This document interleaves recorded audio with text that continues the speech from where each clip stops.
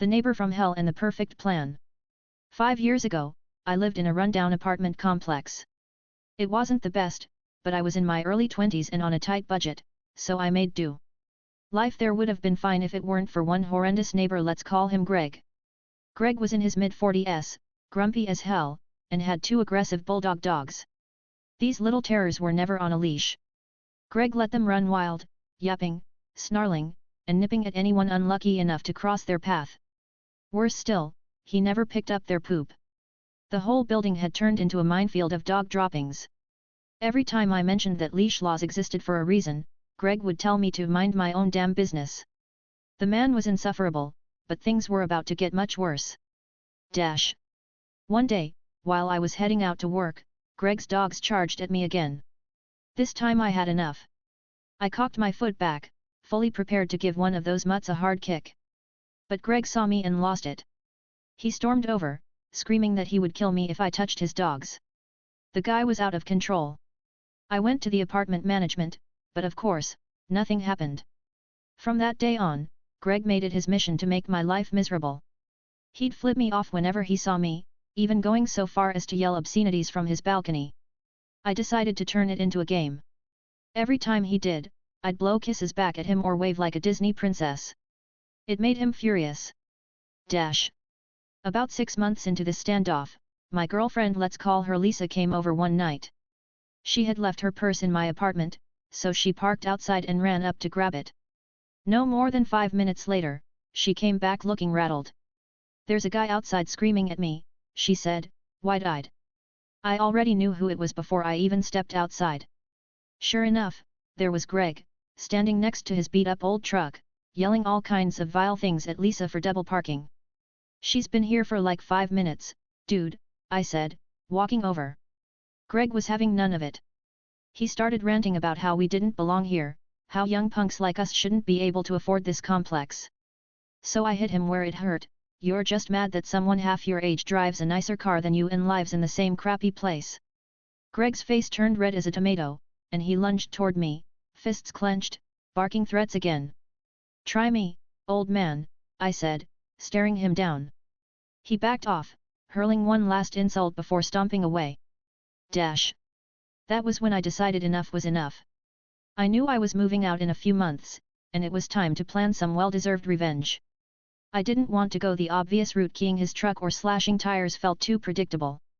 I wanted something more subtle, something that would get under his skin and remind him of the misery he'd put me through. The next few weeks, I watched Greg. I paid attention to his routine when he left for work, when he took his dogs out, how long he stayed at the local bar every Thursday night. I wanted to hit him when he least expected it. The night of my move finally came, and I felt a mix of relief and excitement. Lisa helped me with the last of my boxes, and as we drove away from that apartment complex, I smiled, knowing Greg's comeuppance was coming. But, of course, things took a turn I wasn't expecting. The next night, around 2 a.m., I returned. The streets were dark, the parking lot empty except for a few scattered cars.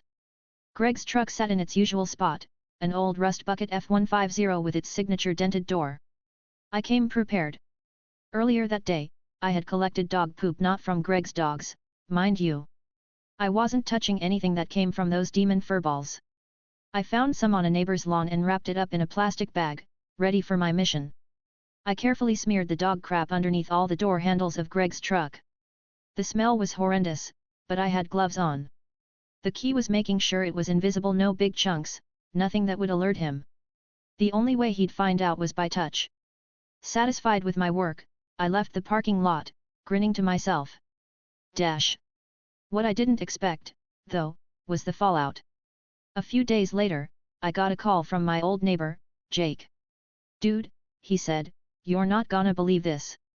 Apparently, Greg had found the surprise on his truck, but it wasn't just him who paid the price. The next morning, Greg had lent his truck to a friend to go pick up some supplies. The poor guy hadn't noticed anything wrong until he opened the door and got a handful of the nastiest, foulest stuff imaginable. Word spread fast around the complex, and Greg's friend was furious. To make matters worse, Greg had just been laid off from his job, and this incident became the cherry on top of his miserable week. But that wasn't the end. A week later, Jake called again, sounding uneasy. He said that Greg had completely lost it. He'd been telling anyone who would listen that someone was out to get him. The guy was spiraling. He stopped walking his dogs altogether and started keeping his lights off at night. He became paranoid, and every time he saw Jake or anyone from the building, he would accuse them of being in on the prank. People began avoiding him completely. In a twisted way, my plan had worked even better than I intended, but the satisfaction was fleeting. Hearing about how far Greg had unraveled, I realized that while my revenge was grossly satisfying, I had inadvertently pushed an already unhinged man even further over the edge. A couple of weeks later, I heard Greg moved out, leaving his truck behind. Some said he couldn't handle the pressure anymore, others that he'd gotten into a fight with his friend and skipped town. And yet, as much as I wanted to believe I had won, there was one last twist.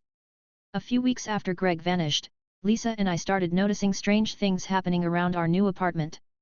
Small things at first: our car getting keyed, weird packages showing up at our door. But then it escalated. One night, we heard someone knocking on our windows in the middle of the night, but when I ran outside, no one was there. I couldn't shake the feeling that Greg had somehow tracked us down and was exacting his revenge. The thought kept me up at night. Had I pushed him too far? Was this his twisted way of getting back at me? To this day, I don't know for sure, but every now and then, when I hear an unexpected noise at night, I can't help but wonder if Greg is still out there, lurking in the shadows, waiting for his moment to strike. Maybe I had won the battle, but the war wasn't over. I had wanted revenge, but now, it seemed like revenge had come back to haunt me. Over time, the strange incidents faded.